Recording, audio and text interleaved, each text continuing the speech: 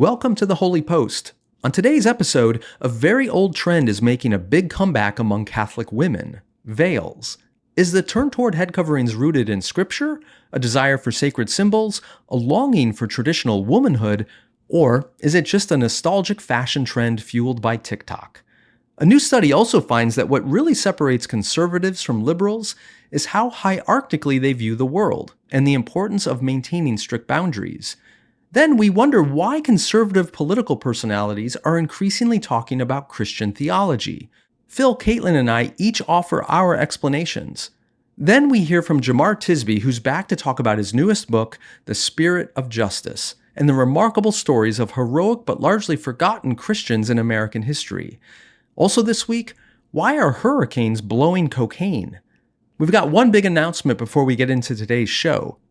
My show, called The Sky Pod, which has been exclusively available for HOLYPOST Plus subscribers since January, is now available for everyone wherever you get your podcasts. We've launched edited versions of the entire archive of every Sky Pod episode so that everyone can listen to them and share them with their friends. All you have to do is search for the Sky Pod on your favorite app or podcast platform. That's Sky with an E, S-K-Y-E. And you should be able to find all the episodes, which come in 4 different formats. Some Sky Pod episodes are Drew's News episodes, where my friend Drew Dick comes and talks to me about the headlines in the news lately. Other episodes are in-depth interviews, which are much longer than the normal guest segments on the Holy Post. Other SkyPod episodes are airmail episodes where I respond to listener questions, and some of them are Sky Dives, where I do a deep dive on one topic. Edited versions of all these shows are now available for everyone for free, but the full-length, unedited versions are going to be exclusively for HOLYPOST Plus subscribers. So go check out the SkyPod wherever you get your podcasts from, and if you want the full unedited versions, go to holypost.com and learn how to sign up for HOLYPOST Plus. All right, here is episode 633. Hey there, welcome back to the HOLYPOST Podcast. This is Phil Vischer. I'm here with 2 people, not 3, not 1, 2, a duopoly of people. That's not really what that word means. I'm here with Caitlin Shess. Hi, Caitlin. Hi, Phil. Who's already on her 3rd or 4th face she's made at me in a very short period of time. And Sky Jitani, who has not moved or changed his facial expression in any way. Hi, Sky. Nope, I'm a statue. Oh. Okay, interesting. What you guys been up to? Sky, what'd you do this week? I was in Mexico for a few days. Oh. And then I went to a Cubs game last night. Short-term missions trip? No, short-term vacation. Oh, short-term vacation trip. Yeah. That's cool. Yeah. That's cool. And Caitlin, what have you done lately? Last week I was up in Wheaton. I didn't see either of you, but I was up there. You didn't Yeah, see you took Sky? a picture. She took a picture sitting in this chair in my office while I was away. Yeah, wearing your Swiftie hat. Mm-hmm. Well, Oh. it's your Swiftie hat, really. Interesting.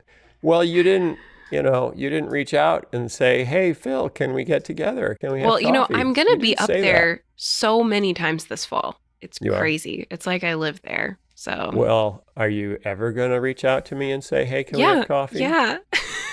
When? Well, one of those times When? I'm definitely going to see you. So Because they're going to make us be in the same room. in October. Yeah. I don't think Right. that counts, Caitlin. I think you're avoiding Listen, me. Phil, my people will call your people. Yeah, I don't know. You all have the same people. Neither of us have people other than the person who books the show. Okay, it's time for the theme song. What's the news that you like the most? Who's your favorite podcast host? If it's breakfast, get your toast. It's Sky and Phil and the Holy Post. Sky and Phil and the Holy Post. And sometimes Caitlin. This episode is sponsored by Rocket Money. Do you flush money down the toilet? No, you'd never do that, right? You're sensible. Money is a resource we can use for good. We'd never just throw it away. Okay then, how many subscriptions do you have right now that you aren't using? No idea? Yep. Money down the toilet. The average American thinks they spend about $60 a month on subscriptions, but the real number is closer to $300. That's a huge difference. Recurring payments for subscriptions you've forgotten about can really add up. Rocket Money is a personal finance app that finds and cancels your unwanted subscriptions, monitors your spending, and helps lower your bills and free up money for the things you really care about. Stop wasting money on things you don't use, like that app I signed up for so my granddaughter could color a princess on my iPad, which she did once, about 2 years ago. Cancel your unwanted subscriptions by going to rocketmoney.com/holypost. That's rocketmoney.com/holypost. rocketmoney.com/holypost. Today's episode is sponsored by Sunday's Food for Dogs. We've been talking about Sunday's Food for Dogs for a while now, and I gotta say, our dog Keena really loves the stuff, and so do we. It's healthy dog food that's easy to store and serve, made from a short list of human-grade ingredients. Sunday's contains 90% meat, 10% superfoods, and 0% anything unhealthy or artificial. Unlike other fresh dog foods, Sunday's is air-dried, so it doesn't require refrigeration or prep. Folks who switch their dogs to Sunday's report softer fur, fresher breath, better energy, and more. Sunday's comes right to our door, so we never run out of dog food. Easy to store, easy to serve, good for your dog. And you can get 40% off your first order of Sunday's. Go to sundaysfordogs.com/holypost. That's sundaysfordogs.com/holypost. Or use code HOLYPOST at checkout for 40% off your first order. Stuff's been happening. Stuff has been happening. That could be the name of our show. Every week, stuff has been happening. And I just, there's some news stories that I just have to talk about. They don't I know everyone just says, just get to the politics. Just get to the politics. It's all we want to hear about is politics. But I say, nay, I say. Sometimes we have to talk about other things. Like this story, for example, Hurricane Debbie blows cocaine worth over $1 million onto a beach in the Florida Keys. Okay, as if we didn't have enough to worry about. This happened last month. The hurricanes are now running drugs across the southern border. This is an issue. This is a problem. Hurricane Debbie blew 25 packages of cocaine, that's 70 pounds worth, onto a beach in the Florida Keys. And if you say, wow, does that happen a lot? Are hurricanes often carrying drugs across the border? Well, in June, recreational boaters off the coast of the Florida Keys found 65 pounds of cocaine just floating in the ocean. In May, a beachgoer found another $1 million worth of cocaine along the Florida Keys. In 2023, packages of cocaine worth more than $100,000 washed up on several Florida beaches. And last year, Tampa Mayor Jane Castor, while on a fishing trip with her family, reeled in 70 pounds of cocaine. Wait, how? Fishing. No, but fishing. And it just came up on the fishing hook? Apparently, I'm not sure what bait you use to catch cocaine. Cocaine. I think maybe a Hollywood talent agency. You put that on your line and you throw them down. And this sounds like the premise for one of those movies. Remember Cocaine Bear? Yes. Where the cocaine fell out of the airplane and the bear got it. You could have like hurricocaine. Oh no, like Cocaine Shark. Ah. I don't know, Cocaine Sea Turtle or something. Cocaine Coral Reef. It's a reef that's just strung out and doesn't do anything. Mm-hmm. Because So thoughts? Is this an example of a fallen world groaning, waiting for redemption? Phil. Would you say when the storms are our drug dealers? What happened to it? The hurricane, it eventually dissipated over land. To the cocaine. What happened to the cocaine? Well, I think it was probably confiscated by the police. Okay. What happened to it? They sold it at grade schools as a fundraiser.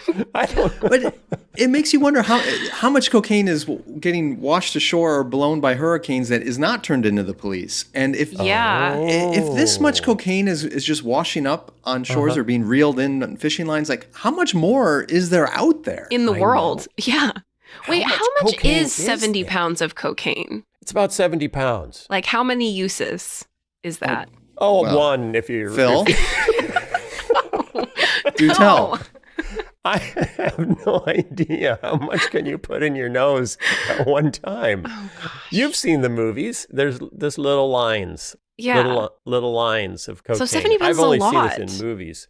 It's It $1 also- million worth. It also depends on whether it's cut or pure, right?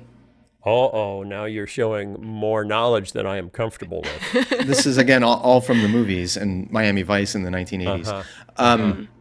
But the phrase Debbie blows cocaine does not sound like that's not great. meteorological headline. Yeah. My mom's name is Debbie, and she's going to be really upset about Oh, no. Debbie, I'm sorry. We This is apologize. what happens when you name hurricanes and storms after people, is they end up doing terrible things. Like on Veep, when the vice president's name is the hurricane. I'm just trying to make a pop culture reference here. That was really it's bad good. for a politician. Thank you, That was Phil. really good, Caitlin. Good job. Thanks. You made a reference. We discovered that she hasn't heard of hardly any cartoon characters that existed before her birth date. You just need to go Shocker. through the history. We can also look backwards when we're watching cartoons. You don't just have to look where you are. You can look around. You can take it. It's like when you travel. Do you only look at the buildings that were built since you were born? No, of course that's true. you don't. That's- Caitlin, Yes. Caitlin, those who forget 80s pop culture are doomed to repeat it. Over Just and over remember again. That's why I'm just avoiding all pop culture. We'll just stick to books. Avoid all pop culture. Okay, this was a story we were going to cover last week, and we ran out of time, so we're going to cover it this week because it's kind of interesting, and it has nothing to do with Donald Trump. Young Catholic women are bringing back veils. A new generation of worshipers is longing for a lost type of Catholicism. Worn by women throughout the Catholic Church's history, chapel veils called mantillas. That's our word for the day. That's the secret word. Whenever you hear mantilla, y'all need to scream real loud at home. Worn by women throughout the Catholic Church's history, chapel veils fell out of favor during the late 20th century, but in recent years, there's been an explosion of veiling. An explosion of veiling. Indeed, Veils by Lily, a website that sells mantillas, ding, ding, ding, ding, ding, has gone from filling 30 to 60 orders per month to an average of 900 orders a month in the last 10 years. And it seems to be young Catholics driving the trend. So, okay, now I have two people here with me, two guests. One might take, I'm going to predict a more skeptical angle on this story, and the other, I think, might take a more appreciative angle on this story. So let's see if I'm right. Caitlin, do you think they're just doing it for TikTok views? Is this No. insincere? You know what's interesting? The article that you shared is about Catholic women. Yeah. I just yesterday or 2 days ago heard from a friend of mine who is a pastor at a Baptist church in Virginia who said that there are women now starting to come to his church with head coverings. They're not in the same style as what Catholic women traditionally have worn, but they're still covering their heads. Like Amish style? No, just with anything. With, like a pot? little handkerchief kind of thing. Yeah. And while I do not think we are under any obligation to cover our heads in worship or prayer as women, I do think that there is something that I can understand here about women and men. This is a part of a larger trend in the Catholic Church and in some Protestant circles in the U.S. of wanting to reclaim some tradition, some sense of sacredness, especially in a world. I think what was interesting in that article is there were a couple women who talked about wanting to feel like they were doing something special and they were entering a sacred place. And I think it's telling that we live in a world that has stripped us often of signs of sacredness. We're looking for a way in our dress, in our practice of accessing something special there, which is why I think there's a lot of Protestants in the U.S. who have suddenly been drawn to churches that have older art in them, churches that have older liturgical traditions. While I am concerned about what some of the other like political trends that are going on are, I can appreciate the desire to go back to an older tradition. Did you talk to the Baptist pastor? Hang on, Sky. You'll get your turn. Don't worry. Did you talk to the Baptist pastor about what was motivating this? And were they veiling in Baptist churches in the last 3 or 4 generations? So this is where it's tricky. Like I said, I wanted to start with appreciative, but I do think that part of this is, to your point about TikTok, part of this is an internet subculture. I think some of the women he's identifying are interested in the kind of trad wives subculture phenomenon that wants to go back to a quite often imagined past. Like your own family might never have practiced Christianity this way. Your own family might never have homesteaded this kind of way. And it's very commercialized. Like there are a lot of women on social media now making a ton of money off of selling the idea to other women that they should stay home and drink raw milk. And Caitlin, you're taking Sky's turn now. This is the reality. The reality is there is a commercialized aspect to this. The part that I want to not celebrate necessarily, but to empathize with is that there's a market for this online because there are lots of women, and we've talked about this before, even on the show with men. There are a lot of women going, I'm not given instruction on how to be a woman. I'm not given instruction on what that has looked like historically. So I'm looking for something that feels rooted and someone that gives me some guidance. This is kind of in some ways parallel to the Jordan Peterson kind of phenomenon of no one's teaching me how to be a man, so I'm looking for this hyper masculine guy who says, make your bed and, toughen up. There's a subculture of women that are like, I don't know what it means to be a woman. I'm exhausted with the lie that I can have it all, have a bunch of kids, have a career. I'm exhausted. I'm frustrated. There's a woman on Instagram whose life looks really beautiful, and she at least says she homesteads, she has lots of kids and she homeschools them, and that's an attractive life to me. And she wears a veil and she has chickens.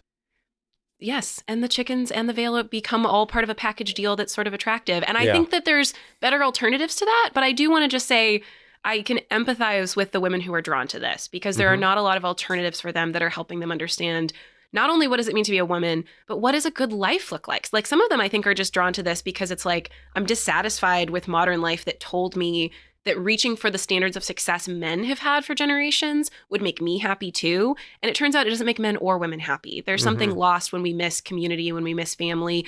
Maybe there's something lost when we don't have chickens. I don't have chickens, but I have a good friend who has chickens and she loves them. And I can see why that might be attractive to people. I have a chicken coop, but it came with the house. What did you do with It's still, what did I do with the chickens? That's what you're about to ask me. It came with the house. What happened to them? And they had a hard time keeping chickens in it because skunks and raccoons kept lopping off their heads. They would lure them over to the fence and somehow get the chicken to stick their head out through the fence, and then they just cut off their heads. Sky, now it's your turn, Sky. What do you think of the veiling trend? Is it TikTok-y or is it the Holy Spirit? I know when people think of me, they think of, very contemporary fashion sensitive insights. Okay, here's what I've noticed, and I'm certainly not the authority on this, but what I have noticed from my very distant perch is that there is a general trend towards fashion and style that's kind of like Little House on the Prairie-ish.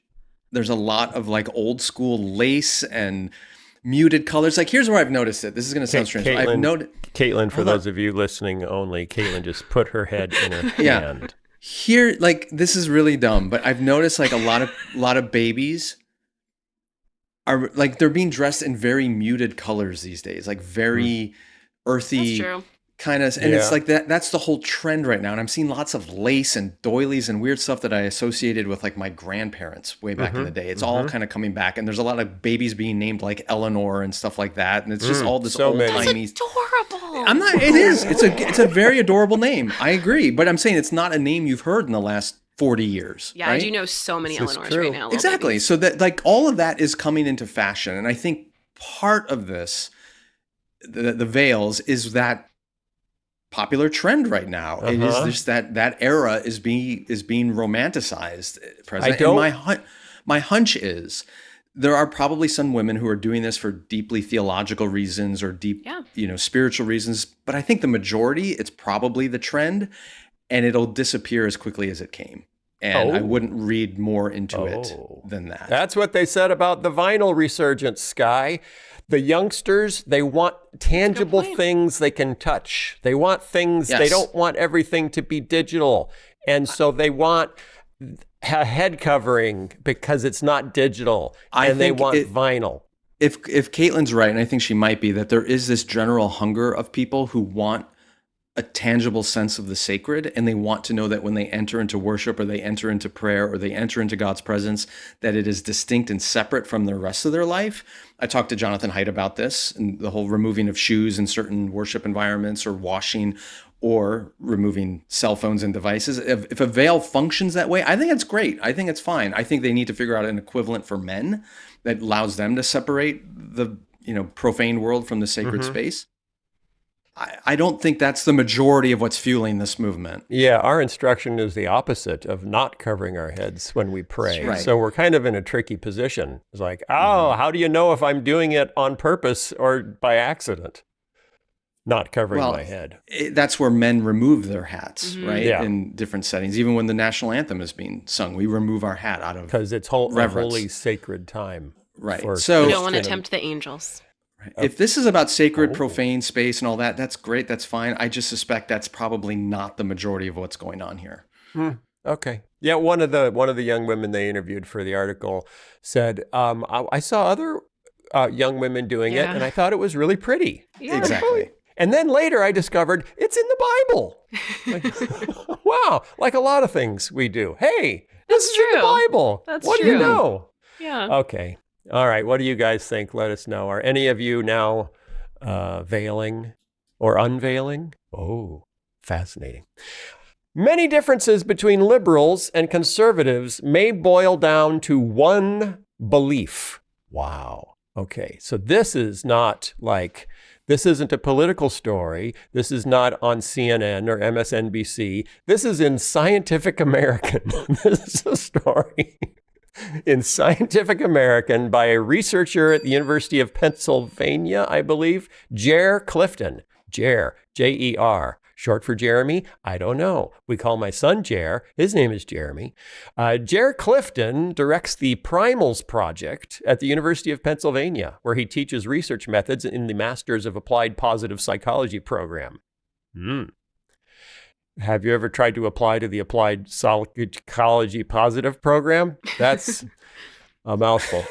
Okay, so he has done new research, and I just scroll all the way back to the top of the article. In politics, okay, it does mention politics. Researchers usually define conservatism as a general tendency to resist change and to tolerate social inequality. Oh, how many conservatives like that definition? Liberalism is generally defined as a tendency to embrace change and reject inequality. Okay? That's in how researchers define those terms in politics. 40 years of research has shown that on average, conservatives see the world as a more dangerous place than liberals do.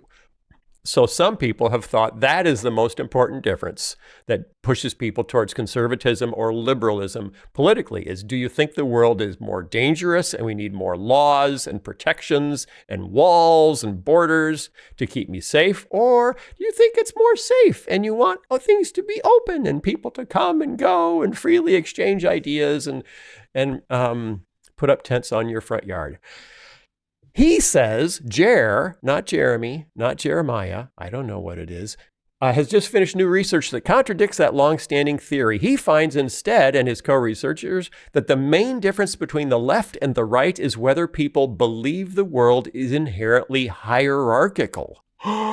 Conservatives, our work shows, tend to believe more strongly than liberals in a hierarchical world, which is essentially the view that the universe is a place where the lines between categories or concepts matter, are important. Lines are important.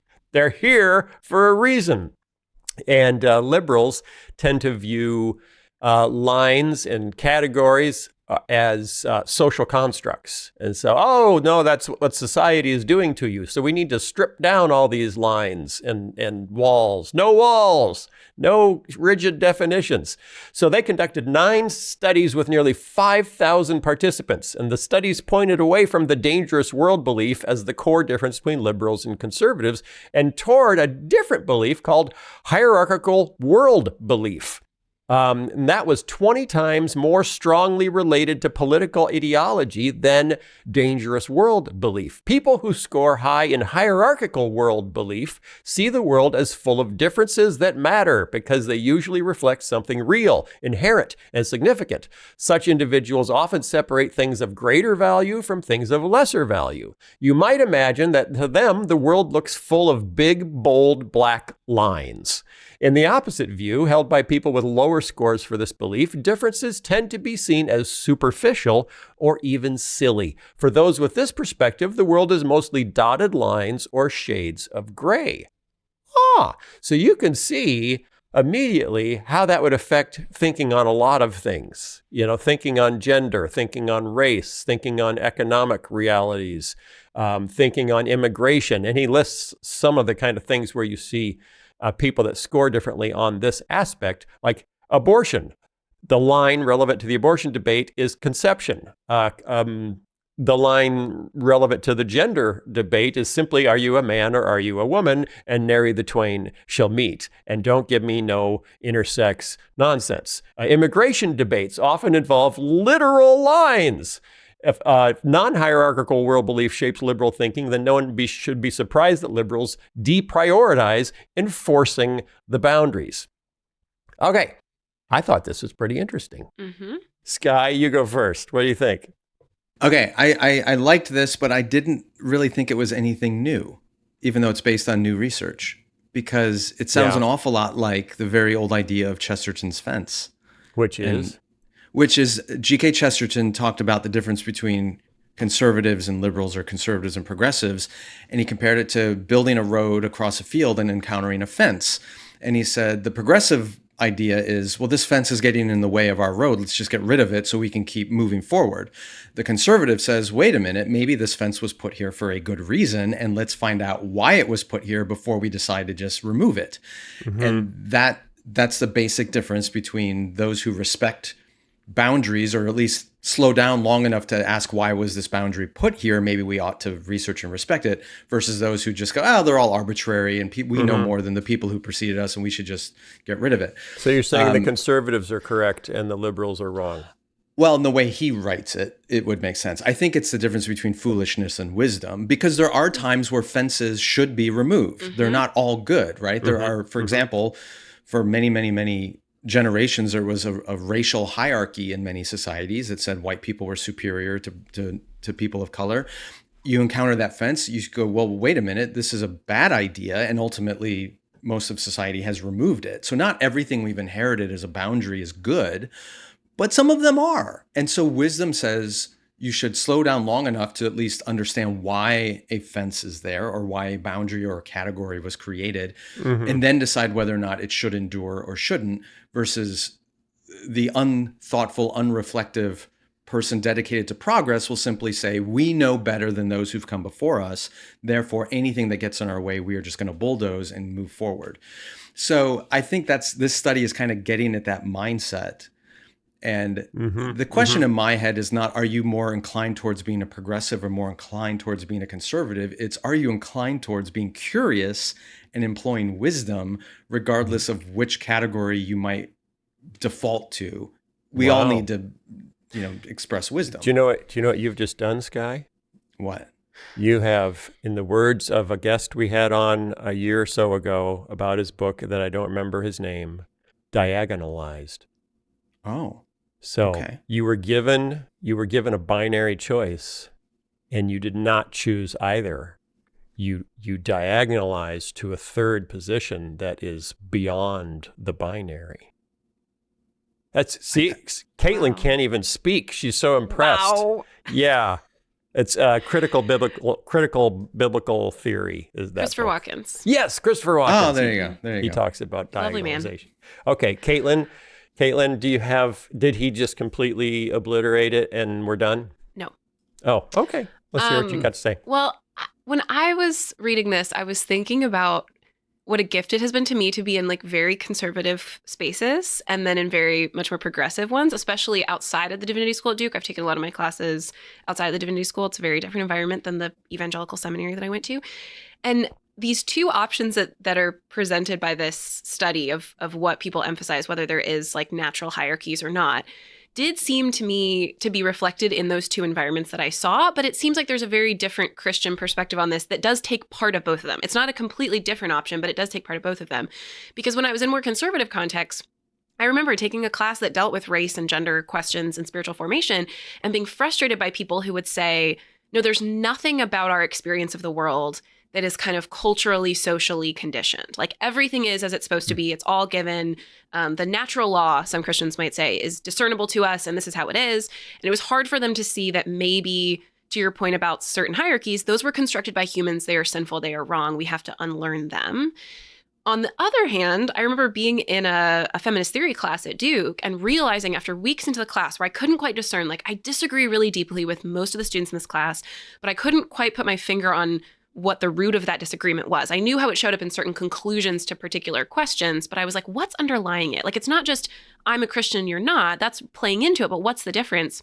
And I finally realized the real difference here is, as a Christian, I think there are some things that are just given. Like there are certain things about the way the world is made and what kind of creatures humans are that are just given, and they are good. They might be distorted in some way by sin, but they are good things. And it is good for us to receive them as good gifts.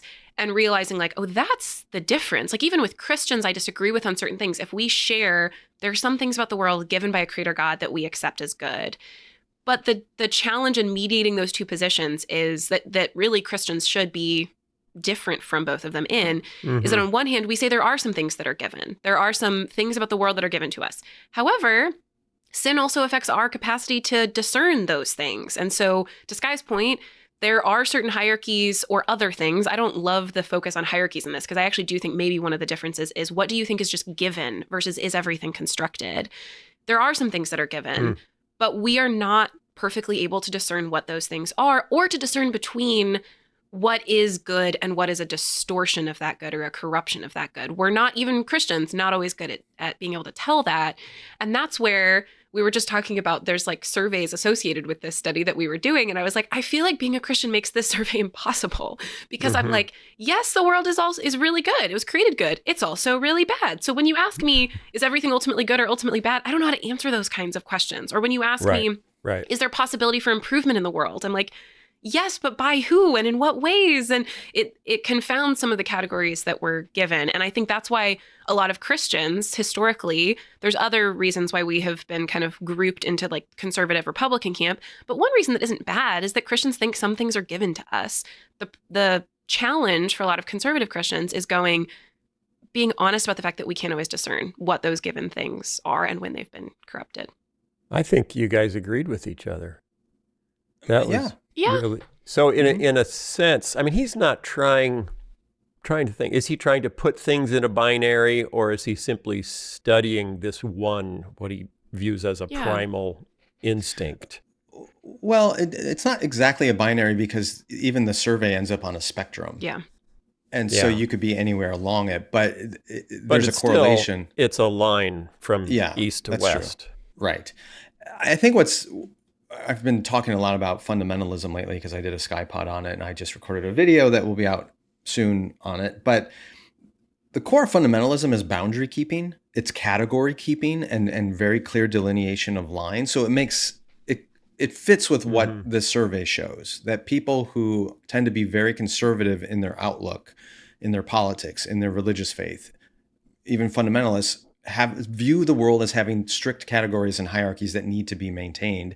And on the opposite extreme are those who go, no, all these categories are culturally conformed and they're artificial, and it's fine to transcend them and erase them. It's no big deal. And those extreme voices are on the far left, and you can see why those two groups would constantly clash with one another. They don't really get along well. No. They don't see the world the same. Because if everyone, you can kind of view, the progressive or the liberal instinct is holding an eraser. And the conservative instinct is holding a black marker. But saying, that line was supposed to be there. But this is where I think our left-right categories don't help us and our politics don't help us. Because in a weird way, there are people who would identify themselves as being on the extreme left and who are fundamentalists. Yeah. right? They push cancel culture. They want to get rid of people who say the wrong thing or who advocate for the wrong idea or who don't toe the party lineup. That's fundamentalism. They're also believing in a strict hierarchy where it's just a different hierarchy than, say, a Christian fundamentalist would hold. And where I think Caitlin's word is really valuable is we believe in a world in which God has established certain things with clear boundaries, other things that are culturally fabricated and temporary. And the problem is we are fallible human beings and we don't often discern correctly which things belong in which category or which categories are permanent and which ones are temporary. And that's where things get messy. Yeah. Yeah. Okay. I want to bring up one more thing, but Caitlin, last comment on this discussion. Well, I was just going to say the end of the article that you sent helpfully was like, could this help us have better conversations with each other? So I think that's one thing to learn from this, even outside of this particular question of do you think there's these given hierarchies or not? I think learning the skill of discerning in a conversation with someone you disagree with, not just the presenting point of disagreement, but the underlying difference of how you're viewing the world, what you think is valuable. That's really important, not only to actually understand, like I was discovering in this class, what's actually the disagreement between me and you, because it doesn't feel like it's the presenting question. It's helpful for just learning that, but then it's also helpful for seeking common ground, for being able to speak in the language that someone else is speaking in so that you can persuade or so that you can discover where you agree. And too often we're so focused on that presenting issue, we're not willing to we're too angry and we're too quick. And we're not taking a step back with the humility to say, maybe not only do you know something that I don't know, or you have some gift to offer me that I don't have, but also maybe the difference is actually deeper and we're not going to agree on this deeper difference of how we view the world or how we view what kind of creatures humans are or any of those big, deep questions. But if I understood where that deeper disagreement was, maybe there would be common ground in a surprising place because we're not just continuing to have the same fight that never gets resolved. No, you really think something different about the world than I do. On this question, could we find some common ground even if we don't resolve these deeper issues? And I understand you better. And I think that's a real gift too. Right. Agreed. It was helpful to think about it this way. So we will link to that in the show notes. Matt Walsh tweeted this week, and it caught my eye. Matt Walsh is a conservative blogger, provocateur, columnist at the Daily Wire. He's the one who made the documentary, What is a Woman?, where people would say he tricked very progressive people into being on camera. Then he surprised them with the question, can you define what a woman is? And of course, they stumbled around and looked silly, and he cut that into a feature film. And then Elon Musk put it up on Twitter, and it was watched like 60 million times on Twitter. So he has 3 million Twitter followers. So he's fairly well known and fairly popular. He tweeted something. It was a retweet of a clip of a very liberal female pastor saying something that's obviously not Orthodox Christianity. And his comment was, "It is no surprise to hear abject heresy from a female pastor. The existence of female pastors is already a heresy." And that caught my eye, not because, people think that. Well, yes, many people think that. That's not the surprising part. The surprising part was that it was from Matt Walsh, who doesn't comment on religion. That's like not his thing. He's a culture warrior. He's Catholic, and I guess he's committed Catholic, but he's just not part of the evangelical right-wing uprising. And so and he's also, writing for the Daily Wire, which is a secular news outlet. So it'd be a little bit like, Dan Rather suddenly saying, hey, that's Christian heresy, what those people believe, which assumes that Dan Rather has decided what Christian orthodoxy is and that he needs to defend it. So I was thinking about that. The other thing was that he got the clip from a website, and I won't give their name because they don't need more attention. They have a whole file on me. They are what I would describe as a heresy patrol website. And there are several of these, and they all have files on the HOLYPOST because they go over the HOLYPOST almost every episode looking for us to say heretical things so that we may be. Well, can you specify, Phil, that this is Right. heretical according to their narrow definition of orthodoxy? There's been no counsel on most of these things. Right. Oh, no. Right. They look for heretical things in air quotes. Yep. Although what this pastor says is legitimately heretical. So that's not the point of this story. Anyway, What's interesting is that someone with the platform of Matt Walsh and the Daily Wire behind him is taking news from some of these kind of right-wing fundamentalist heresy patrol websites and then broadcasting it wildly as this is something, if you're into conservative politics, which is my thing, and culture wars, you need to be aware of Christian heresy. And I'm seeing that more and more where Tucker Carlson is suddenly concerned about Orthodox Christianity and people you just would not expect that are all about politics. So it made me think, okay, follow this, and you can tell me if I'm wrong, Caitlin and Skye, that something has shifted. And here's how I would describe the shift, because I'm going back to when conservative Christianity and America got in bed with conservative politics in America. And it was the period of the religious right. The religious right made conservative politics a part of Christian orthodoxy. In other words, now you also have to hold these policy positions for us to consider you within our camp of Orthodox conservative Christians. The new political right, and the Daily Wire is one of the main outlets for the new political right, is making conservative Christianity a part of political orthodoxy. So for you to be one of us in the world of politics, you also need to care about things like, and this is, where they're referencing Fox News is championing Megan Basham's book, because they're worried about what's happening to Christianity, that it's becoming more progressive. So do you see a difference in the way Christians, because before it was pastors, Falwell, Robeson, Dobson, not a pastor, but pastor adjacent, LaHaye, using Christianity and applying it to politics and then saying, so Christians, this is how we need to vote. Now it's political voices, and you might see it on the left, but less so. But the kind of political voices that you see on the right, like Matt Walsh and Ben Shapiro and Tucker Carlson, are the ones that you would see on the left, like Bill Maher and Jon Stewart and guys like that. Where on the right, they're referencing Christianity much more frequently, and in the service of resisting change to the status quo, typically in defense of the status quo in America, that we've lost the way it was supposed to be. And if we remember our Christian heritage, but it's coming from political talking heads, not from pastors, which makes me wonder if the Tucker Carlsons and the Matt Walshes are the new pastors. Okay. Yes, no? Am I onto something?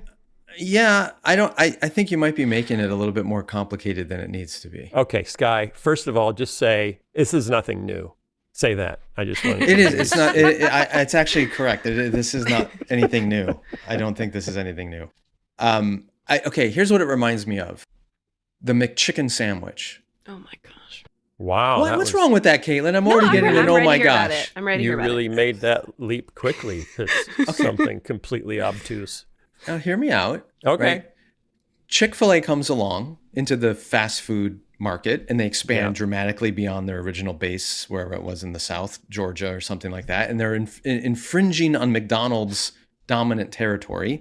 Lots of people are drawn to Chick-fil-A and the chicken sandwich. They love the chicken sandwich. And McDonald's says, oh, our customers love fried chicken sandwiches. We better get into the fried chicken sandwich business. We better start serving the McChicken sandwich so that we don't lose everyone over to Chick-fil-A. Scott, I think, what? I have to correct you first. What? The McChicken sandwich long predates the expansion of Chick-fil-A. You're thinking of the McCrispy sandwich. Whatever, the McCrispy chicken sandwich. It's the we have an McChick-fil-A. official McDonald's historian present. Thank you. Guys. Right, Thank there you. you So, All right, They my had point McChickens is, when I was a kid, and I'd never even heard of Chick-fil-A. fine. I'm just saying they've tried to get in it on the same game. And I think sort of what's happened here is a lot of conservative political pundits, Daily Wire, whoever, realize, oh my gosh, a significant portion of our market is really into this fundamentalist Christianity stuff.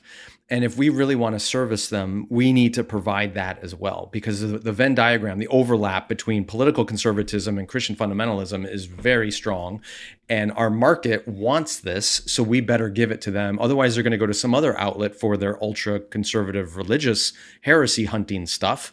And we want them to buy our political burgers and nuggets and French fries. We got to give them their chicken sandwiches too. We got to give them their religious stuff too. So we're going to be the one-stop shop for all of their fast food fundamentalism. And that's what I think is going on here.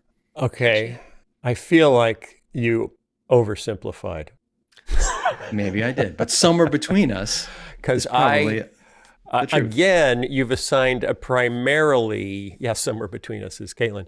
You assigned a primarily financial motive on what people are doing with their lives and with their content, which, at some point people are going to point that light at us and say, oh, if that's how you see the world, then tell me how you're shaping your content for financial motivation. There, Sky Jatani. Don't respond. I'm on a roll. Okay.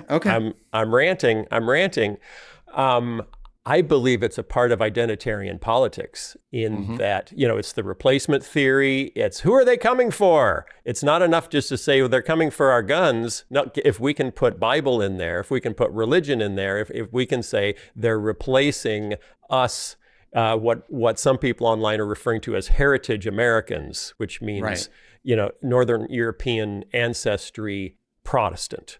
If we can say they're coming for us, boy, can we pull together a big group of the grieved. And, that's the Venn diagram overlap. Yeah, but it's not for money, although Fox News would put that on because they think it's ratings. Well, I wouldn't say those are mutually exclusive motivations. Yeah. I think, these are for-profit, huge 10, 20, $100 million organizations, and they realize this is what our customers want. And Caitlin, it also furthers the message that we want to give them anyway. Caitlin, tell us how you see it. I think you're both wrong, but Phil is less wrong. Oh, I think. I'm less wrong. Less wrong. Here's my thing. I'm skeptical of your question, Phil, of like, is this a way in which actually now to be a conservative Republican, you need to be a conservative Christian? In part because there's been a lot of talk lately of declining religiosity on the conservative end of the spectrum and in the Republican Party. I recognize that data point, that counterfactual kind of does not serve my narrative very well, so I reject it. Well, so I have a different explanation.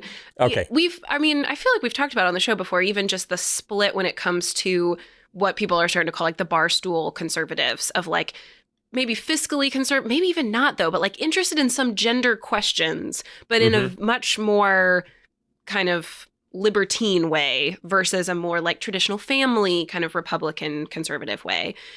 I think instead of saying this is now, okay, Christianity needs to become part of the conservative, political tradition, because if that was true, we'd be having heresy hunting over Christological heresies or Trinitarian problems, or like, we don't care about any of that. We happen to care. We happen to care about the big culture war issues. And I think especially when it comes to gender and sexuality, actually going back to the veiling thing, people recognize, a lot of conservatives that have more conservative views on gender and sexuality, they recognize that we're living in a world that has been so much more deeply shaped by the Tim Walz line of mind your own business. Everyone do your own thing. Like Republican or Democrat, left or right, we are really deeply formed in America to be like, do your own thing. If you're not hurting anyone else, I don't care what you're doing. That is really hard in a culture with that kind of water we're swimming in. It's really hard to have conservative views that you think should play some role in legislative decisions when it comes to gender and sexuality. What tool do you possibly have to ground any of that in something? You need it to be something older. You need it to be something authoritative.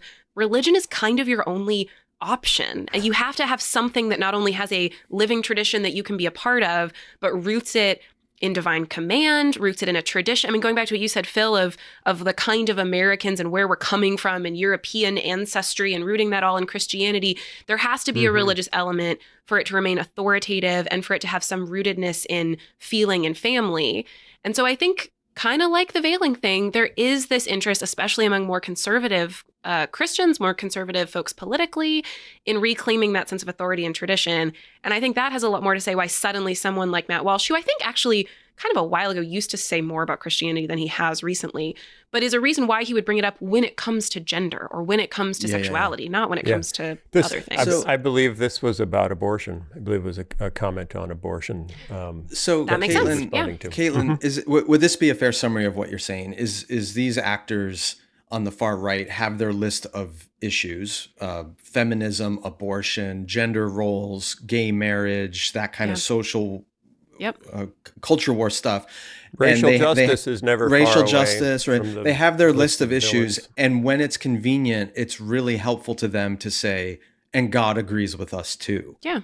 And so they use religion in those cases to reinforce. But on all these other issues of heresy or orthodoxy, they don't care about view of the Trinity or Christological issues, because those aren't culture war political issues in which they want to bring in the hammer of God on their side. And I think the other thing is other political issues, even ones that are really hot button, it's easier to make a case, whether it's a conservative position or not, it's easier to make your case off of something else. But when it comes to family, gender, sexuality, it's hard to make a case in a pretty do whatever you want kind of culture. We in America have a very individualistic, very libertarian bent in us of just let everyone do what they want to do. In that kind of context, especially when the Republican Party has had significant strains of more libertarian thought in its history, what possible basis do you have for some of this gender and sexuality stuff other than what we talked about before? If there's some kind of natural hierarchy, there's some kind of natural boundary, there's some kind of, but just kind of asserting that without church tradition, without church teaching, is really hard to do. And we're suspicious of institutions, we're suspicious of tradition, but church and religious history can give you some of that. And that's where I hope people pay attention when someone, to your point, Phil, about people suddenly talking about Christianity, pay attention not only to what cause it's supporting, but also like what makes this attractive to you? Is it because there aren't other options available, or is it because you're trying to root this in a certain sense of authority? I mean, this is my thing I talk about all the time when it comes to Bible verses in public life. It's like, are you just trying to, draw on divine authority that might be illegitimate for you to draw on? And I think in this case, it makes sense that would be the tool that people would go to. Yep. Yeah. Yep. Okay, you got it right. I was thinking about this morning as I was getting ready for the show, and I was just kind of jotting down some notes on it. And I was thinking about these new voices, the younger voices, the Daily Wire kind of voices, the Twitter kind of voices, and that many of them are simply too young to remember a time before the marriage of conservative politics and conservative theology, which is now just assumed that they've always been together, that those defending conservative politics now jump into conservative theological issues with zero theological or historical background. They often just do not know what they're talking about and can't articulate either position very well. Christianity was, in their childhood memory or their idealized memory, the status quo in America. So any attack on the status quo is an attack on Christianity. There's also, and this is really interesting about some of these voices, and I'm not saying this about Matt Walsh or Ben Shapiro, but Megan Basham and some of the other voices that are writing about these issues, there's just a degree or two of separation between many of these voices and legitimate neo-Confederate apologists. For example, one of the people, Meg Basham, thanks for helping her with the book, is a guy named John Harris, who wrote a book under a pseudonym that the premise is that the South during the Civil War is the side that was reading the Bible correctly, and the North was reading the Bible incorrectly. And again, this is someone that Meg Basham thanks for his contributions to her book. So the change in tone, and this is the Daily Wire specifically, the Daily Wire was founded in Southern California by Ben Shapiro, who was very conservative, but also very Jewish, was not all that interested in internal evangelical theological conversation. But they got sick of California, and so they decided to move the company to Tennessee. Ben Shapiro couldn't find a good synagogue in Tennessee, so he just kept on moving and ended up in South Florida. So he's not very close to what's going on at the Daily Wire in Tennessee anymore. And now that the Daily Wire has grown massively, hiring more and more voices and lots of more Southern employees and voices. And so the change in tone for the Daily Wire has really become focused on red state America is the true America. And if you're going to promote the true America, you must reject anything that can be labeled progressive, whether it's racial progressive, economic progressive, gender progressive, theological progressive. And now when you pull in a progressive theology, of course, you're not talking about Reform Judaism that Ben Shapiro might be upset about. You're talking specifically about evangelical Christianity. True America and true Christianity have become thoroughly entangled. So Meg Basham in her book declares the purpose of the book is saving people from hell. But then she goes on Fox News and says the purpose of the book is to stop people from voting Democrat. Same thing. And you have to wonder, does she see a distinction between that? So here was my overall conclusion at my coffee shop this morning. Political conservatism, this is the conclusion for some of these people. Political conservatism cannot win elections without the support of white Christians. So any threat to this support must be opposed. The threat is most effectively opposed if it's framed not as a threat to conservatism, but as a threat to Christianity. So in this worldview, Christians who don't fit the mold, read Black Christians, call into question the entire premise of political theological conservative unity and must be discredited. So you have, an editor of the Babylon Bee saying Black Christians vote Democrat because they have completely corrupt theology, or you have Al Mohler saying Black Christians vote Democrat because of historical reasons. However, their votes are not faithful to the gospel. Because that goes against the wedding that is considered the most important political campaign of the last 50 years for white Americans. Yeah, but I think the key here, though, Phil, is that the goal is not the preservation of Christianity. The goal is the advancement of conservative politics. Exactly. I thought I made that point. Didn't I make that point? But you're right. I'm agreeing with you. Okay. But the way you sell that is to convince people. You said too many buts. I know. For me to think you were agreeing with me. Sorry. You're correct. It's just that they're convincing people what's on the line is Christianity when what they're really trying to do is advance conservative politics. Yes. And so you go on Fox News and you say, if they get away with this, more people will vote for the Harris ticket. But when you're talking to Christians, you say, if they get away with this, more people will go to hell. Right. And someone has to say, foul, pick one. You can't talk about one intelligently. Do not mush them together and claim that you can't find a distinction because you're writing off most of the world's Christians. Okay, before we go, find that distinction. Yes. Is there any of this kind of rhetoric on the left? And what I mean by that is, are there people on the left who are saying, if you vote for Donald Trump, you're going to hell? Same, you're not a Christian. I think there's some of that. So if that means you're going to hell, yeah. But I don't know how tight those people are on their theology of hell. Okay, well, if you're not a Christian, you're not saved, whatever language we want to put on it, there are voices on the left saying how you vote is an indication of your standing with God. Yeah, I think so. Yeah, it goes both ways, but that's not the focus of this show today. Okay, Caitlin, last word. Come on. Did you like my rant? Wasn't it amazing? It was a great rant, Phil. Thanks, Caitlin. I think what you taught us is that we all need to have some more humility, both in our theology and in our politics, and maybe especially in our politics, because it would actually maybe make me happier if we were like really hashing out real heresies and not these supposed political ones that are just culture war issues. I mean, we've talked on the show before about how often people who describe themselves as evangelical hold truly heretical views about who Jesus is or about the Trinity. Right. And it would not fix all of our problems for us to iron out our actual fundamentals, like the actual foundational Christian beliefs that we hold. But it would be better if we were better on that and then held everything else a little looser. Amen. Amen and amen. Okay, we have a guest coming up. Thanks for coming along, everybody. Thanks for your support. Go to holypost.com. Tons and tons of stuff on Holy Post Plus. We're just cranking. We're just, and by us, I mean Caitlin and Sky, because I am working on other stuff. And we'll see you next week. Thanks, guys.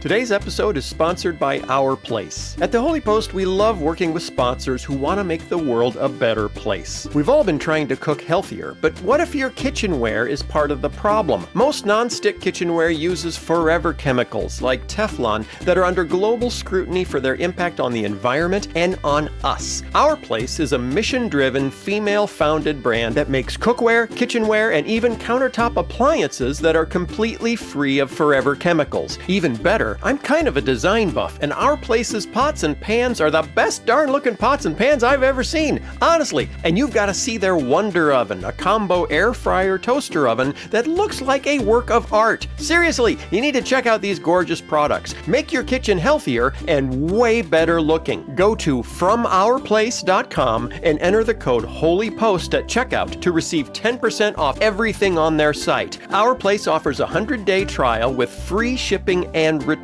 That's FromOurPlace.com, code HOLYPOST. You know that I'm a skeptic. I like things to have evidence, proof, data. I like to research things before I commit to them. And that even goes for my supplements. I want to know that they're high quality.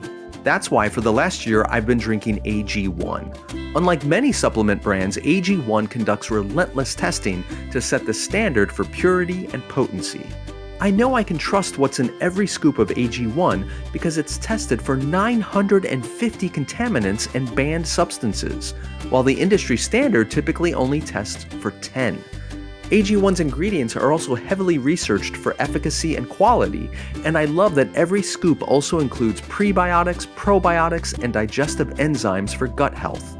So, if you want to replace your multivitamins and your digestive aids, your immune support into just one simple scoop, start with AG1. Try AG1 and get a free 1-year supply of vitamin D3 and K2 and 5 free AG1 travel packs with your first subscription at drinkag1.com/holypost. That's drinkag1.com/holypost. Go check it out, and thanks to AG1 for sponsoring this episode. A lot of our Christian traditions are uncomfortable with mixing faith and politics, or even mixing faith and public action. In fact, some traditions have so privatized our faith that their discipleship never really goes beyond issues of personal and private morality. But in this season of social division and political idolatry, we need a faith that is big enough to engage every part of our lives, including the public square, and yes, even the voting booth. Jemar Tisby says that we need examples of faithful Christians who have carried this expansive view of their faith. And in the American church context, we should look to our brothers and sisters in the Black church who've been doing this for generations. His new book is called The Spirit of Justice: True Stories of Faith, Race, and Resistance. He talked with Caitlin about the book, but their conversation is really about the lessons we can learn from the unsung Christian heroes of the past and how those lessons apply to the challenges we're facing in the church today. Here is Caitlin's conversation with Jemar Tisby. Dr. Jemar Tisby, thank you so much for joining me today. I'm always honored, and I was so excited to endorse your most recent book, and it is absolutely a book for this moment. So fun to talk to you. Thank you so much. It is fun to have this conversation, seeing as my most recent book that you did so kindly endorse is about history, and you are a historian, and you have published, or are about to publish this coming week, a new book, The Spirit of Justice: True Stories of Faith, Race, and Resistance. And I was just telling you before we got started, I read this book over the last week. I so thoroughly enjoyed it. And I had multiple points when I was reading it when I thought, is this just like, I'm a nerd about this stuff, so I love this because I'm a nerd about it? And so I asked a friend at this conference I was at, I was like, would you like, how much would you love this too? And they were like, no one taught me any of this stuff. Like, you're reading this excited because you know some of it. I want to read it because no one taught me this and I want to know about it. So I'm so thankful that this book is coming out into the world soon to help people learn things that they should have learned already, but we have not often learned. So would you just give us a little bit of background? A lot of people are familiar with your larger work, but why this book? Why was this important for you to do? And why right now? You're putting out a book that even the title I just read is a little hopeful in a period of time when people are not particularly hopeful. Well, you nailed it. That's precisely why this book and why this book now. It addresses the question, how do you keep going when it looks like you're not winning. In recent times, we've had a lot of attention to racial justice, particularly in 2020. And it felt like there was some movement. It felt like there was some shifting. But no sooner had 2020 ended than we get January 6th, 2021, and we get anti-DEI, anti-CRT, rolling back affirmative action provisions at the Supreme Court level, opposition to African-American studies for advanced placement courses, all of these things that are suppressing the very history that we need the moment we need it most. And so one of the things that I was hoping with this book is to encourage people to keep going, even when it feels like 2 steps forward, 1 step back. But you also brought up another great point about this underknown history. I don't know if that's a word, but who cares? These are the lesser known heroes of U.S. history. And many of them are Black Christians. And most of them we've never learned about. Even the people on the cover. There's 3 people on the cover. Most people can't identify them. The most recognizable is in the center, Coretta Scott King, who is much more than the wife of Martin Luther King Jr. And there's a whole section in the book about her.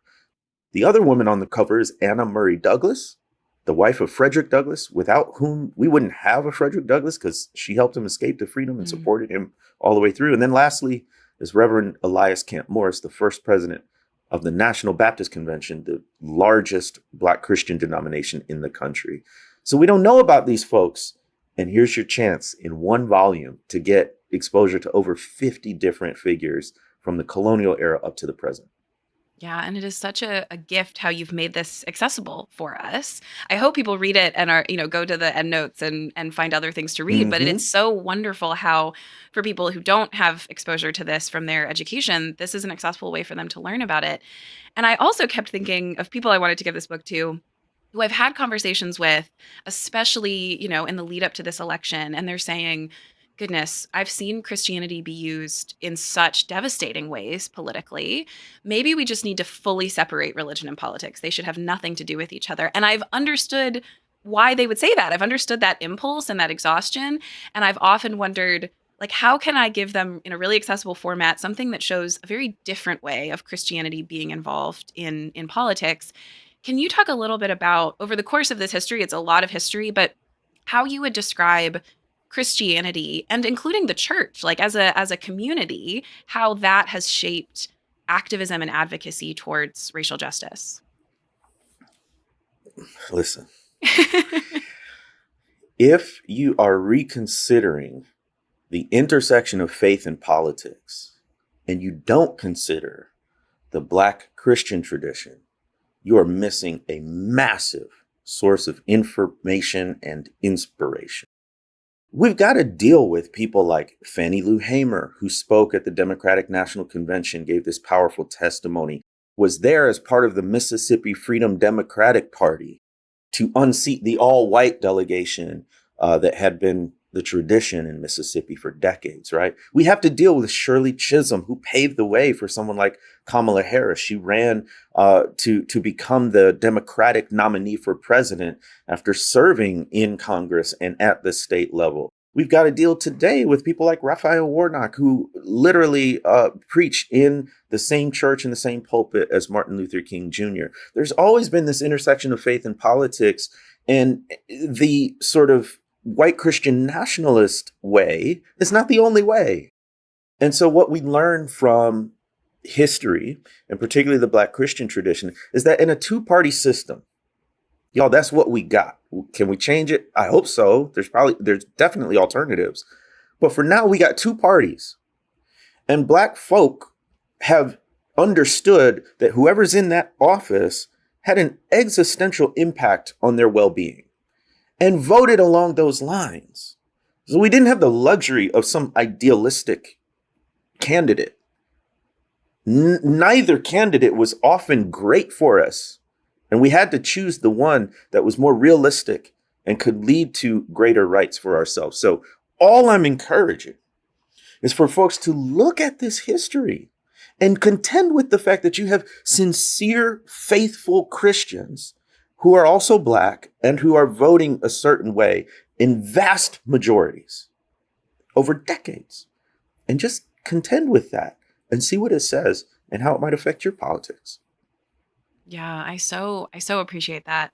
When you think about, again, there's so much diversity here. It would be so unfair to say, like, what is the position or what is the practice or the theology across all of this? There's, great diversity of folks you're talking about. But when you think about that broad history, are there particular theological resources that you have found helpful to glean from this history? Like passages that keep coming up or emphases theologically that keep coming up that you think if someone was to read this whole book and miss that this is something that they should take from these folks, that would be a real shame.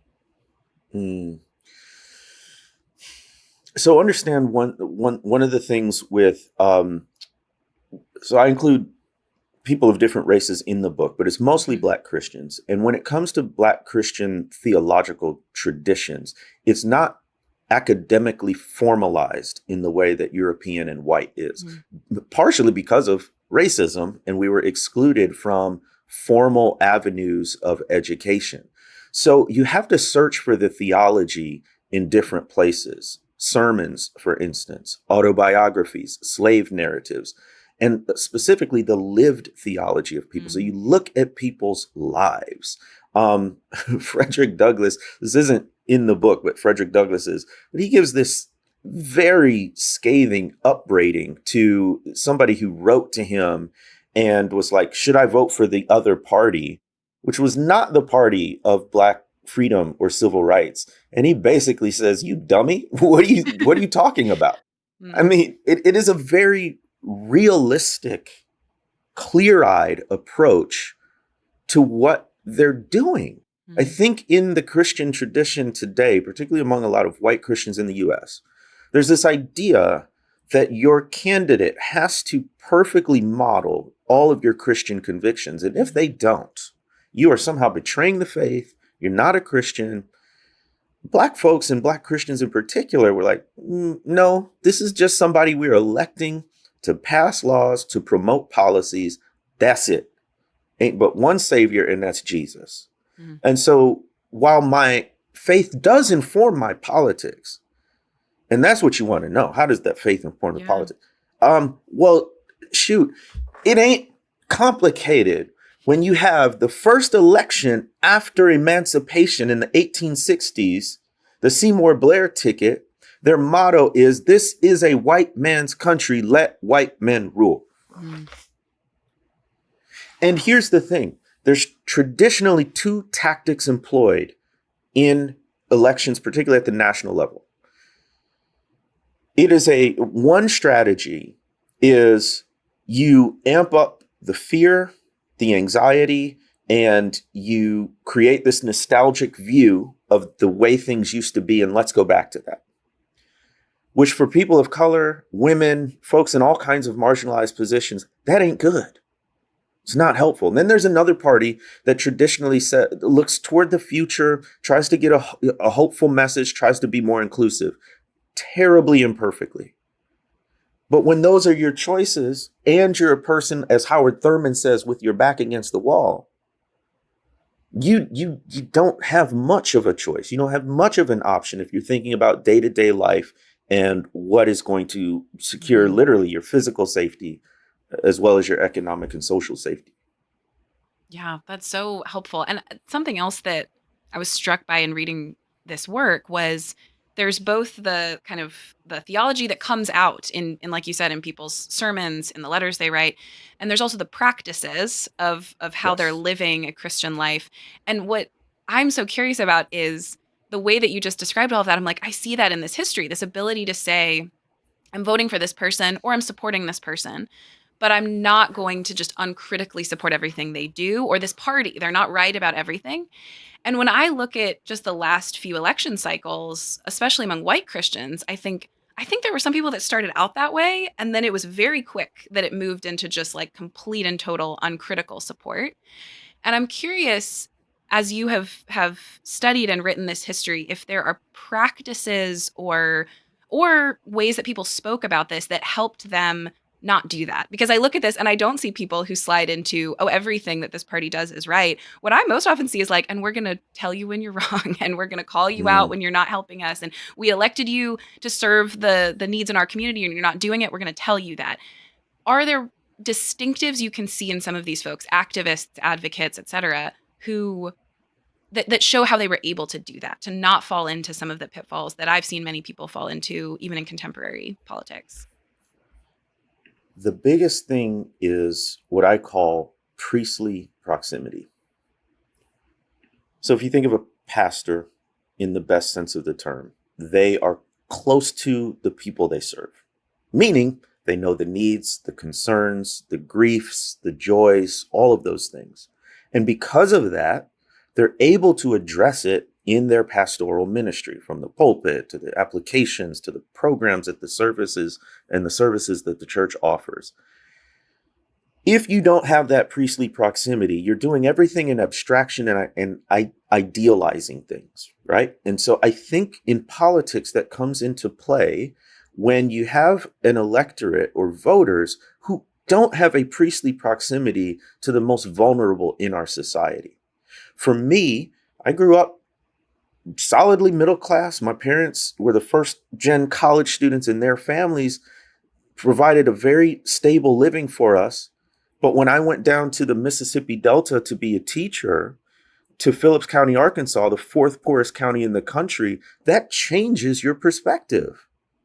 Because you're with people who are deciding between, I can only afford to either fix my car and get to work, or to pay the light bill and have electricity in my home. You're working with a population where if you have dress up day, you got to walk down the street to Murner's and pick up dress shirts and dresses, inevitably for the children who can't afford certain types of clothes. That changes what you think should be done on a political level and a policy level.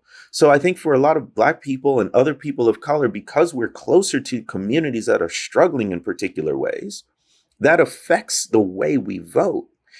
And I think for people of any race or ethnicity, when you are in proximity to people who are suffering and vulnerable, that shifts your perspective and hopefully shifts what kind of policies, because that's another way of loving your neighbor, right? It's understanding how systems, laws, and policies affect your neighbor and voting accordingly. Yeah, that's so helpful. And I wanted to ask this question, and maybe what you just said is your answer to it, so it's okay if it is. But I specifically wanted to ask about, you do reference some folks in the book, white pastors or leaders who were seeking justice. And I get asked this all the time, but you know way more than I do. So you'll actually have an answer. I never have an answer when people ask me this, which is, how was it that some, especially white privileged folks, could see this injustice and do something when so many other people didn't? And I think a lot of people, when they look at the history, they're like, why did this one white pastor see what scripture demanded of him to seek justice, to fight for especially for racial justice in the community he was in?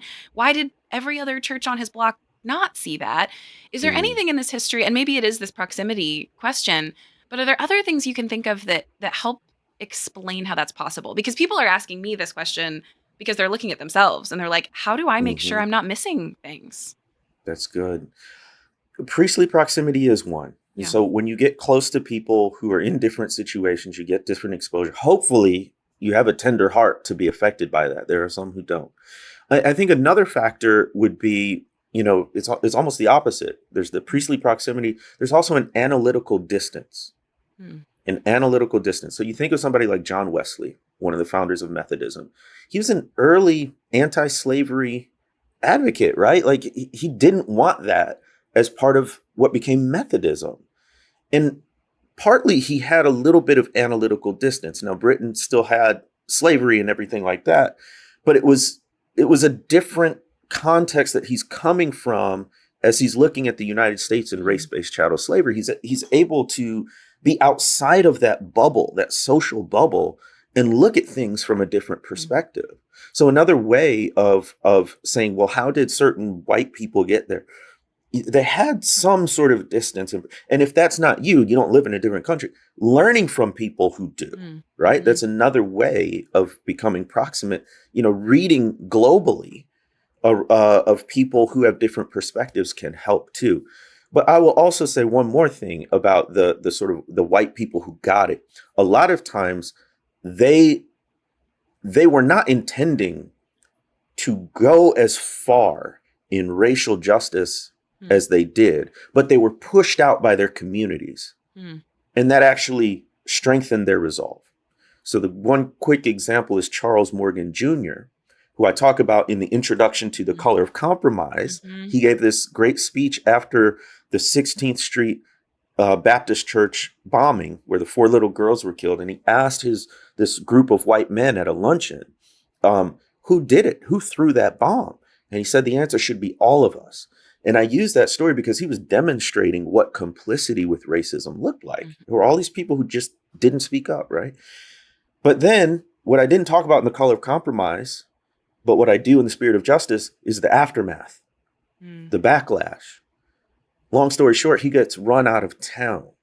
When he gave that speech, he was not intending to get run out of town. But when he did, it actually strengthened his resolve. And he went on to a long career of civil rights law, defending civil rights activists, many of them Black, for standing up for their rights. So he got pushed into it because he got pushed out of his community.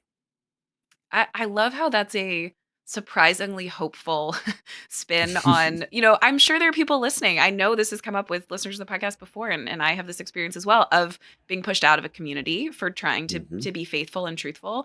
And I love that this is maybe this is painful. Maybe there's a gift here. I love that. You mentioned this earlier, but I want to ask a little bit more about it. You do spend a whole chapter of the book on the women of the civil rights movement who have often been ignored in our history and in conversations about activism today. I mean, it's popular regardless of your social location for people who are seeking justice now to draw back on the civil rights movement and try and make some connection to what they're doing. And it's very rarely to the women that were involved. You already talked about Coretta Scott King, and you cover a ton of women in this section, but I'm just curious, what do we miss when we ignore the women? Because I think some people might look at that and go, oh, for the sake of inclusivity, we should talk about the women. But what I was struck by in that chapter was, oh, there are resources, both theological resources and practical resources for us seeking justice today that we'll just miss out on if we're not paying attention to the women. Could you talk a little bit about what they give us?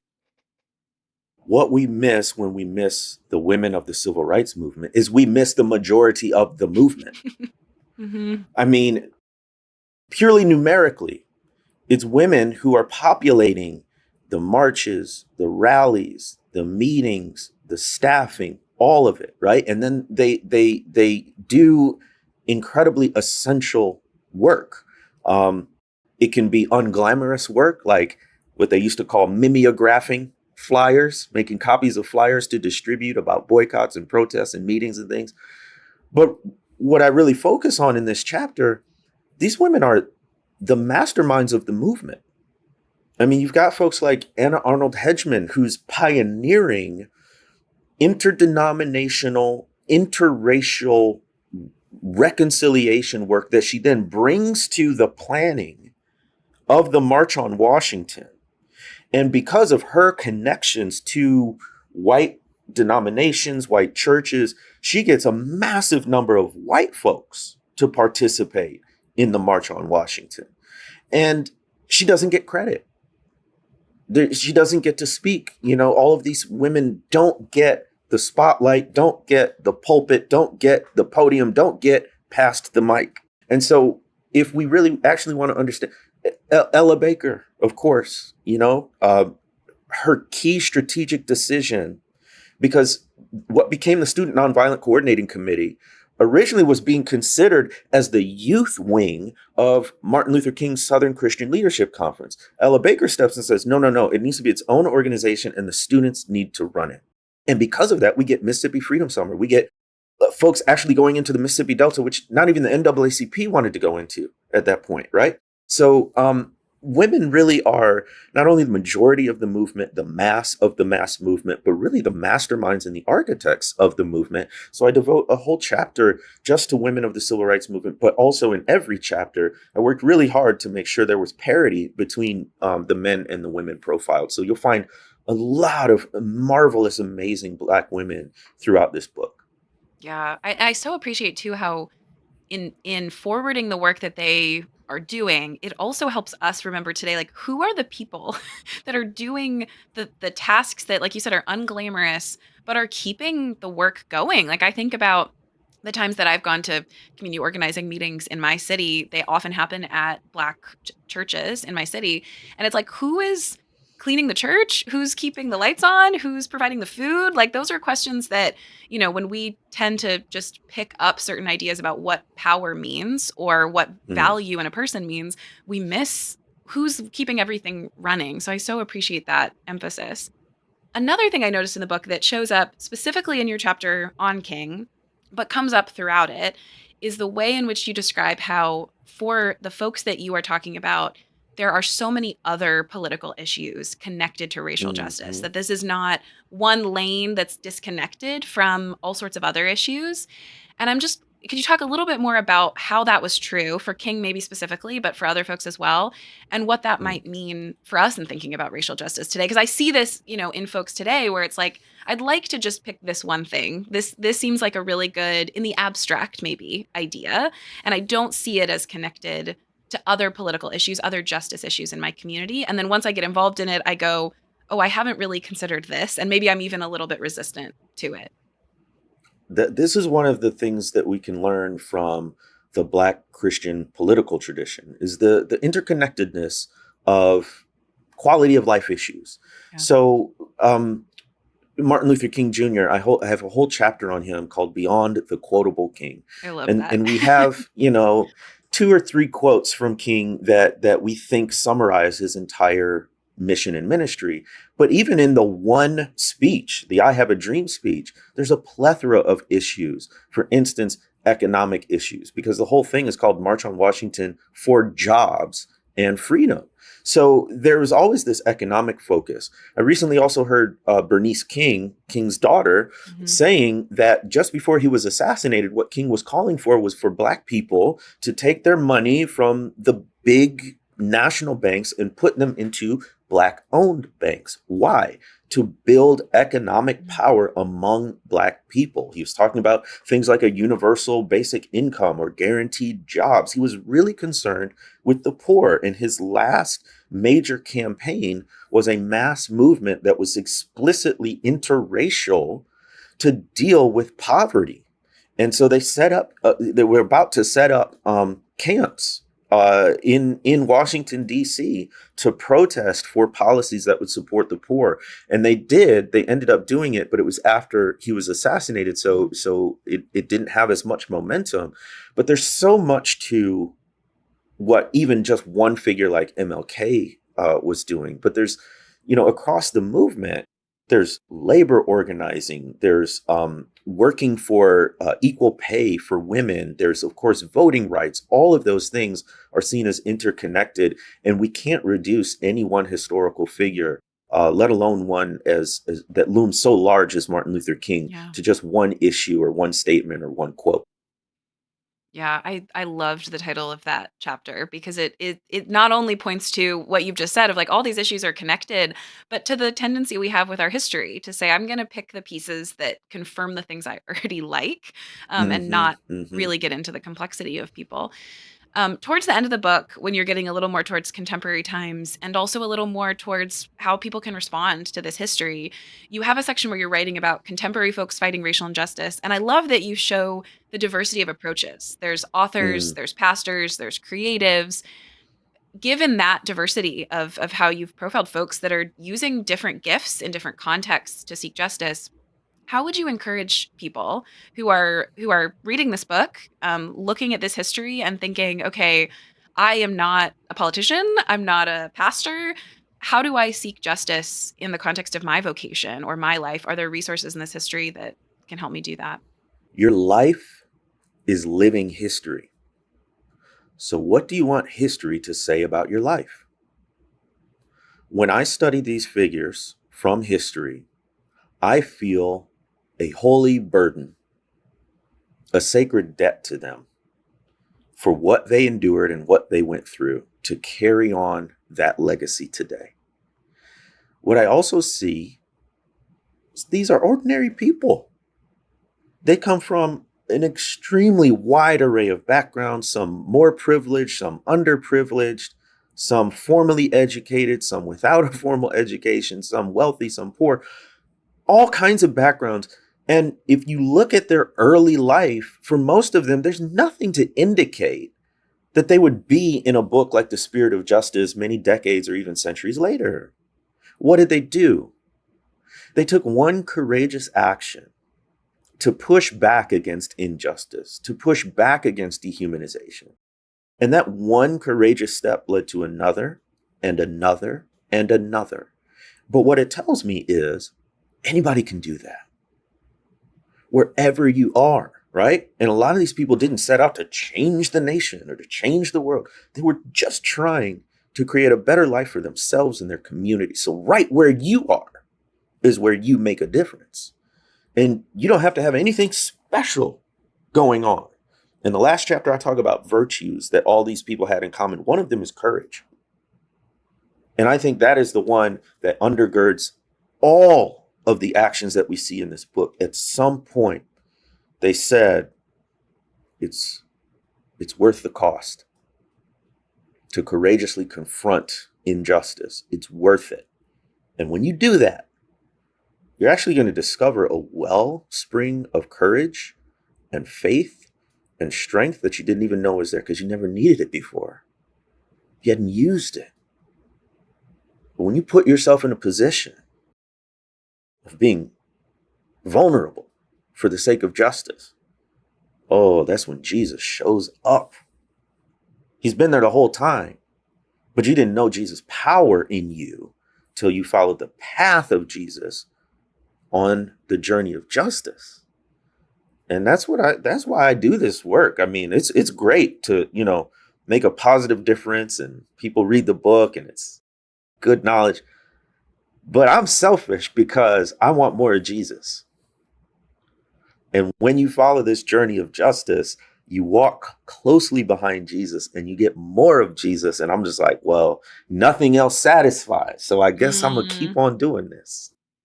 Dr. Tisby, that is so good. And it is so encouraging, not just to say to people like you don't have to try and change the world. You can start small. You can, seek justice in your context. But also I love the imperative to but also you can't just wait for someone to ask you to do something. Like you have to put yourself in the position of learning what needs your neighbors have, of knowing what, conversations are happening in your community. And it might end up being something that you actually are uniquely gifted to do something about, but you just don't know about it yet. You said it. I just preached on this. I talked about the spiritual gifts. We don't think about that. As soon as you say yes to Jesus, the Holy Spirit is like, bet, here's your gift. Yeah. Why? For the common good. Mm-hmm. So you're actually already equipped. If you are a Jesus follower, you already have the gift that you need to serve in the way that God has outlined for you to serve, to build up the body and for the common good. So your job is to figure out what that gift is. And then, like Paul is writing to Timothy, fan into flame that gift. How? By using it. You don't know how to use it. That's okay. Try a bunch of stuff. God's not going to be mad if you try something, it wasn't the right thing, and you try the next thing. You will discover it. God is not playing poker with you and hiding the cards. God actually wants you to know what your gift is and how to use it. So pray for it. And you got way more power than you realize. You just do, because you got Jesus. Dr. Tisby, I was going to ask you a question about hope, but I think you just gave it to us. So thank you so much. I mean, truly, for both the gift of this, of your research and work that you have been doing for a very long time, but also for the pastoral there at the end, for reminding us not only what we're doing this for, but also the power that we're doing it in. We're not doing it just from our own resources. That courage you talked about comes from the Holy Spirit. And I love how you start the book with the Spirit of justice. And for Christians, we call that the Holy Spirit working in our communities that we can tap into. So thank you for this work. And thank you so much for your time today. I appreciate your questions. Thank you so much for reading. The Holy Post podcast is a production of Holy Post Media, produced by Mike Strelo, editing by Seth Gorvet. Help us create more thoughtful Christian media by subscribing to Holy Post Plus at holypost.com/plus. Also, be sure to leave a review on Apple Podcasts so more people can discover thoughtful Christian commentary, plus ukulele and occasional butt news. Visit holypost.com for show notes, news stories, Holy Post merchandise, and much, much more.